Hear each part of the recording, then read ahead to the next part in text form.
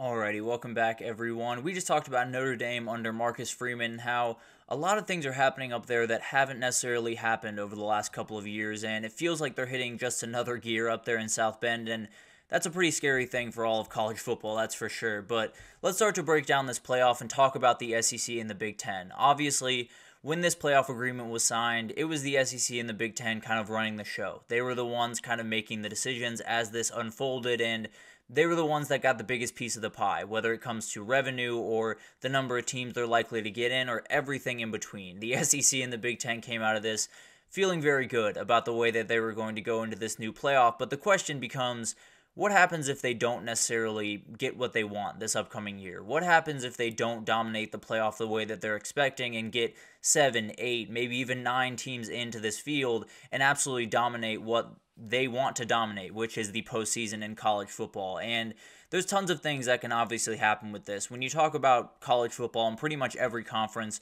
there's a couple of different paths that they can take. There's a couple of different ways that conferences can shake out, whether it's, cannibalism and everyone kind of eats each other up and it doesn't necessarily get very far. No one has that elite record at the end of the year, or you have some teams just leave everyone in the dust and have a couple of teams that are at the very top, 11-1, 12-1, what have you, and then you have a couple of teams that are 8-4, 9-3, sitting a little bit on that kind of bubble for the 12-team playoff. So it'll be fascinating to kind of watch this unfold, but I think there's going to be so many things that kind of happen around this over the season, and obviously the SEC and the Big Ten are going to be a huge topic of conversation. They are the ones that they're the best conferences, just plain and simple. They are the two best conferences in the country, and they're definitely going to be the best teams in the country in those conferences. I would make a really good argument that probably about 8 of the top 12 teams in pretty much any year are going to be from these conferences. The question is, does that kind of match who gets into the playoff? Because this is going to be a battle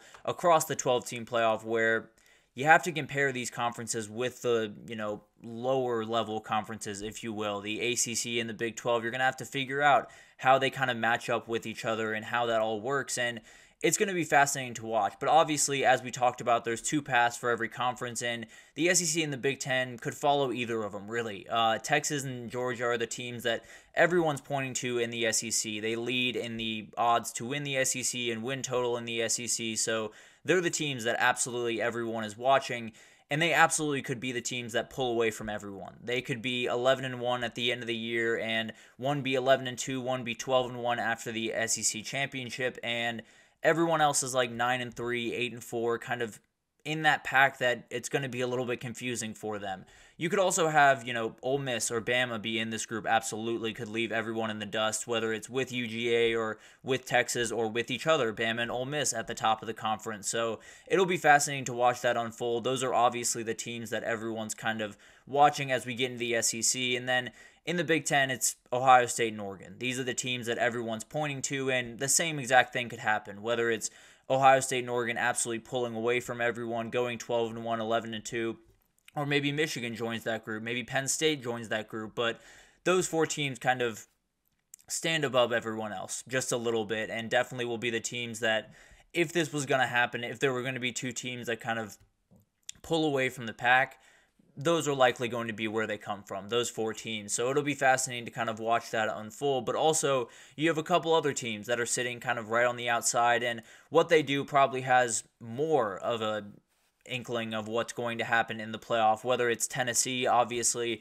they have a huge amount of expectations for this year. Missouri, OU, all of these teams are definitely looking at this year in the SEC as years that they can take what they want. They can get into the conversation to get to Atlanta. They can get into the playoff. They can do some of the things that Tennessee, Missouri, and not so much OU by any means, but Tennessee and Missouri especially have struggled to do, which is get into the playoff. Oklahoma in the SEC, it's going to be a new type of battle, so it'll be fascinating to watch those teams unfold, but they're going to have a ton to say about how this all shakes out, and they could be 8-4 at the end of the season, they could be 10-2 or 11-1, and it'll pretty much decide the way this playoff breaks down. Also in the SEC, you have LSU and Ole Miss. LSU, more importantly, kind of sitting right on that bubble line. Whether you're the 5th or 6th or 7th best team in the conference, you're one of those teams that absolutely will have something to say about the SEC as a whole and the playoff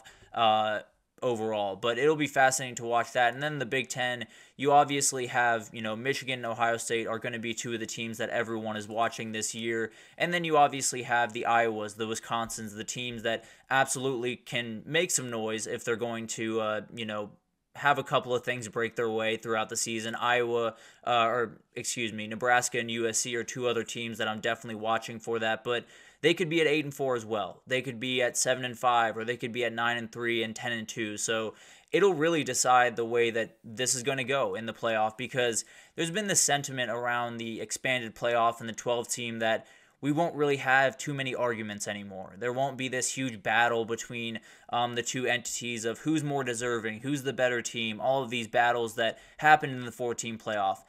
I think they're going to be more confusing, if I'm being totally honest. I think there's going to be more teams at the 10-2, 9-3, 8-4 region, and on top of that, you're going to have to compare them to other conferences. It's no longer, being able to compare them to a couple of teams. You now probably have to compare pretty much every team across the country to 4 or 5 different teams, unless they obviously get the auto bid. That's a little bit different. But in the ACC, you could have Florida State and Clemson that make a ton of noise. You could have Virginia Tech and Miami that absolutely make noise. But all of those teams could go 9-3. All of those teams could find their way to Charlotte as 10-2 teams or 9-3 teams. And then you're having a conversation of, even if the person gets to a conference title, do they deserve to be in? Or the other way around, you could have all of those teams at 10-2 or 9-3, and you could have a really tight conference battle, and it could be fascinating to watch throughout the entire thing. And then maybe you have more teams that get in. So it's kind of a complicated thing where I don't really know which path makes for more teams getting in. I do think that a couple of teams totally pulling away from the pack and being 12-1 or 11-2 while everyone else is 8-4 obviously hurts the conference. But there is a reality where a couple of teams pull away, but there still is those 9-3, 10-2 teams that absolutely can litter the playoffs. So in the ACC, it's those teams: Florida State, Clemson, Virginia Tech, Miami, NC State, a ton of other teams. And then in the Big 12, you have Utah, Kansas State, Kansas, Oklahoma State, and ton more teams that absolutely can get to 9 or 10 wins. And then the issues would arise, where the SEC and the Big 10 got into this conversation to have more teams in and to not have to worry about the ACC and the Big 12 stealing some bids. But you do have to make that comparison, right? You do have to say, a 9-3 SEC team, what are they to a 10-2 Big 12 team? I would argue they're better, but you don't really know because they haven't necessarily played on a neutral field, and there's an argument to be made from both sides. SEC fans would say, we play in the tougher conference, we play the tougher schedule, we've done a better job of dealing with that schedule and getting to 8-4, getting to 9-3, getting to 10-2 than a team in the Big 12, and that would be a fair argument. Also, if you're a Big 12 or an ACC team, you could say, we played the games in front of us and won as many of them as we possibly could, and we have a better record than them, and that should be what, holds the most water. And I think that would be kind of a fair argument, although I would kind of push back on that a little bit more than the other ones. But the reality is, this is going to be something that has to happen. I think there's going to have to be some type of model put in place that, whether it's the BCS or the S&P Plus or anything in between, just figure out a way to compare these conferences against each other, whether it's how good is an SEC team compared to a Big 12 team or an ACC team, or maybe group of 5 teams absolutely come into this conversation with the ACC and the Big 12. How good is good enough for the group of 5 or for the ACC to compete with some of these bigger teams? And on the flip side, if the SEC or in the Big 10 don't dominate this conversation, what happens on the other side? Because these are the two power brokers in this sport. These are the two people that hold the most power and absolutely will define the future the most in this sport, whether it's snapping up new teams from the ACC or something that absolutely could happen, which is them picking up their ball and taking it elsewhere and playing. The SEC and the Big Ten, if you think they haven't thought about breaking off from the NCAA, I have bad news for you, because they absolutely have. These are two conferences that absolutely are looking at all of their options over the next couple of years, and if they don't necessarily get what they want from the playoff, then they might just take their ball and go play elsewhere. And obviously, this doesn't necessarily entail that the playoff should bend their knee to the SEC and the Big Ten and give them as many teams as they want, but it is to say this is the real reality. It's obviously not ideal, but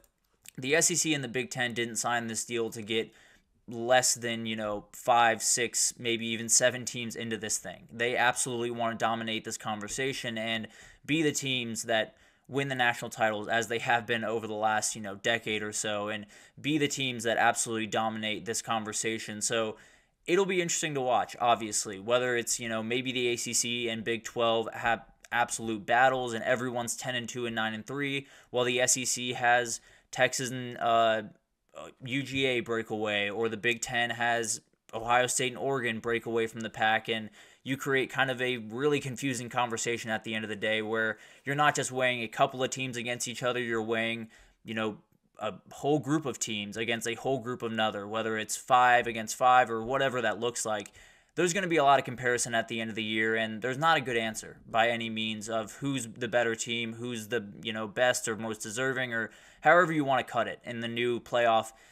There's going to be arguments, and there's going to be a ton of things that we're going to have to kind of digest over this year, whether it's the SEC and the Big Ten possibly being a little bit angry and taking their ball and playing elsewhere, or the ACC and the Big 12 kind of falling into oblivion as the SEC and the Big Ten kind of want them to do in this new playoff, and not being the teams that dominate this conversation by any means. So it'll be fascinating to watch these conferences unfold. Obviously, the ACC and the Big 12 seem to be a little bit more competitive battles. Obviously, the SEC and the Big 10 are going to be incredible, but it does feel like the ACC and the Big 12 are a little bit more crowded, and I think that could create a situation where you have a 9-3 and 10-2 teams just across the board.